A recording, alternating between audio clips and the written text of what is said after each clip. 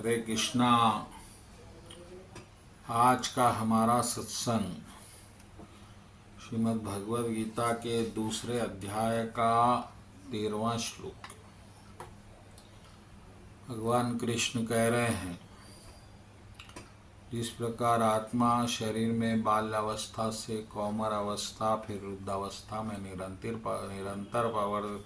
परिवर्तित होती है, उसी प्रकार आत्मा भी मृत्यु के बाद दूसरे शरीर में परिवर्तित होती है। इसी बात पर आज की सत्संग हम करेंगे। भगवान कृष्ण क्या विषय में हमको समझाने का प्रयत्न कर रहे हैं। भगवान कृष्ण कह रहे हैं कि ये शरीर परिवर्तनशील है, यानी कि बदल रहा है और हमको बदलाव दिख नहीं रहा है, हम उसे महसूस नहीं कर सकते, लेकिन बहुत समय उपरांत हमें महसूस होता है। बाल अवस्था से कौमार अवस्था फिर वृद्धावस्था, इन अवस्थाओं में शरीर निरंतर बदलता है। और ये बदलाव का क्या कारण है, ये क्यों बदलता है और ये बदलना किसका प्रतीक है, और इस बदलाव से हमें क्या सीखना चाहिए, ये सब बातें महत्वपूर्ण है। एक के बाद हम करें। यह इसलिए बदलता है क्योंकि ये बना है। जो भी चीज़ भौतिक जगत में बनेगी वो बदलेगी और वो फिर नष्ट होगी, क्योंकि वो पहले नहीं थी, फिर बनी, फिर नहीं रहेगी। ये नियम निश्चित है। ऐसी कोई वस्तु नहीं है जो पहले नहीं थी, फिर बनी और हमेशा रहेगी। यानी शाश्वतता यहाँ की विधि नहीं है। तो जो बनेगा वो नष्ट होगा, ये पहला सिद्धांत है भौतिकता का। तो क्योंकि हम भी बने हैं तो हम भी निश्चित रूप से मिटेंगे, ये पहला। अब दूसरा प्रश्न ये आता है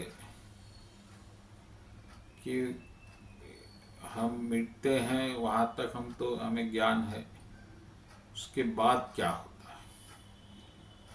उसके बाद भी भगवान स्पष्टीकरण दे रहे हैं कि उसके बाद फिर हमको बनाया जाता है, फिर हमको शरीर दिया जाता है और फिर वो शरीर मिटता है। यह सृष्टि का चक्र है, ये चलता रहता है। तीसरी बात कि परिवर्तन हमको क्यों महसूस नहीं होता, क्योंकि हम इसे शाश्वत समझते हैं। हमको ऐसा प्रतीत नहीं होता कि हम एक दिन मिट जाएंगे, क्योंकि हम शाश्वत हैं, हम आत्मा है, तो वो तो कभी नष्ट नहीं होती। इसीलिए आत्मा में जब तक उसे बोध ना कराया जाए कि मृत्यु भी है, वो उसे ऐसा लगता ही नहीं कि वो कभी मिटेगी। तो ये हमारी शाश्वतता का प्रमाण है। अब ये फिर एक प्रश्न आता है कि हमको कोई क्यों बना रहा है, क्यों हमको इस तरह से मिटा रहा है। ये बहुत महत्वपूर्ण प्रश्न है।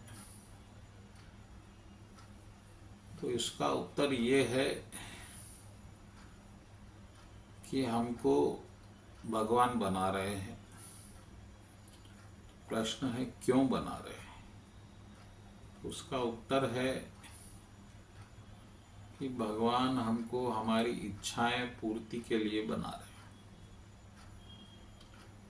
क्योंकि हमने देखा है कि जो भी यहाँ पर जन्म लेता है उसकी अपनी इच्छाएं होती है, वो पूरी करता है और फिर मिट जाता है।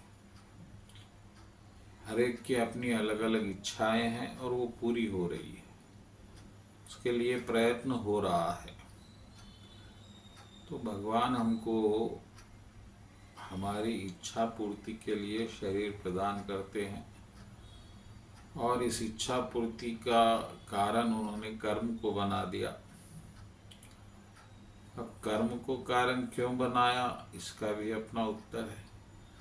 क्योंकि हमारी इच्छाएं भगवान की इच्छाओं के विपरीत है। भगवान की इच्छा है कि आप भक्त बने, तो आप भक्त बनते नहीं हैं। आप कुछ और बनना चाहते हैं तो भगवान फिर उसके लिए आपको कर्म के विधान में डाल देते हैं। फिर आप कर्म अनुसार प्रयत्न करके फिर अपने उस इच्छा की पूर्ति करते हैं।